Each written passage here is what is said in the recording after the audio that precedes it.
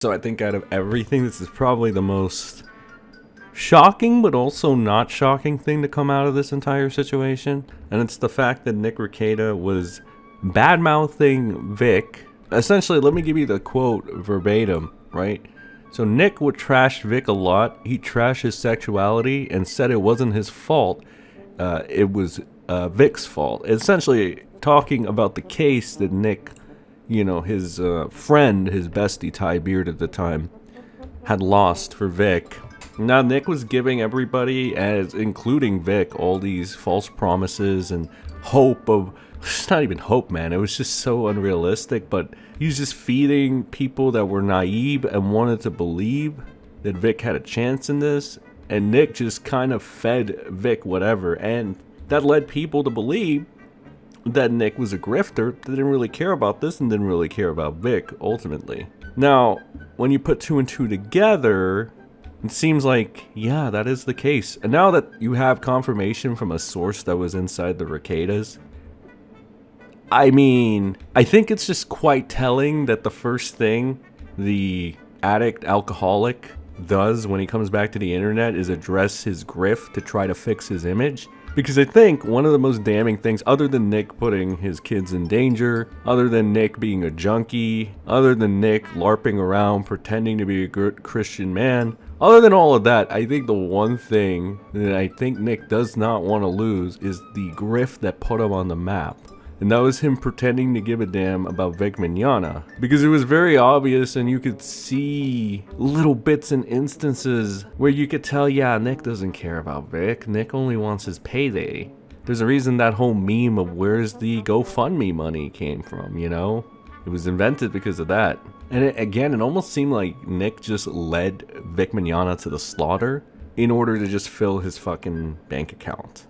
There have been numerous people that have analyzed the way Nick handled the entire thing and how it was just not possible. Of course, it could be just that Nick is a terrible freaking attorney and he just miscalculated out of sheer stupidity rather than malice. But then again, this is Nick we're talking about. And so one of the first things Nick does when he comes back is, again, just go back to trying to fix the image. It is a trash fire of epic proportions. I just want to remind everybody, this is the funniest part, that the last time Nick had a similar response of, you know, it's not true, it ended up being true. Defended everything about the Kiwi Farms. I said I would defend it forever, and I still do, by the way. Even though they say the most horrific shit about me, the most horrific shit about my wife, they say the most horrific shit about my family, they flat out fucking lie. They say I commit literal crimes. They say I abuse my children and my family. They say I beat my family, Sean. I know, I've seen that. I know you do. I know you know. Because you kind of laugh about it sometimes. The last time Nick said that somebody that was talking about him was just lying, it turned out that they weren't lying. Oh, that was Kiwi Farms, by the way. When Kiwi Farms was predicting and even calling that he had a drug problem, Nick screamed, "It's not true!" And it ended up being true. When Kiwi Farms was calling out that he was a swinger, he said, "It's not true!" And it ended up being true. And most importantly, when Kiwi Farms was saying that he was neglecting his children, Nick screamed, "It's not true!" And it ended up being true, because we have it on legal paper now.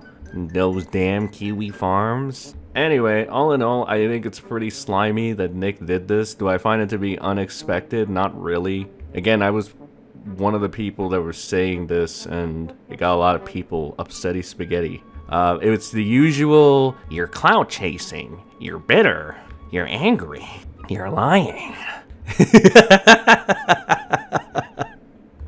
Yeah, those are the weird fucking copes that they always use this on me, and it's like, no, I'm just telling the truth, and you gotta eat shit and like it. So once again, I ended up being right on this. And even like the people that are gonna cope about this and they're gonna be like, oh, that Aaron Cuck is such an unreliable narrator. Well, I don't know, man. He doesn't look very unreliable. I think if anything, the unreliable narrator is, you know, the guy that was screaming that he didn't have a addiction problem for the longest time and then it came out that he did. Or the guy that was LARPing around as a Christian or saying that he wasn't swinging. And again, out of like everything, because Medicare went ahead and he was tweeting a bunch of the quotes that were being said.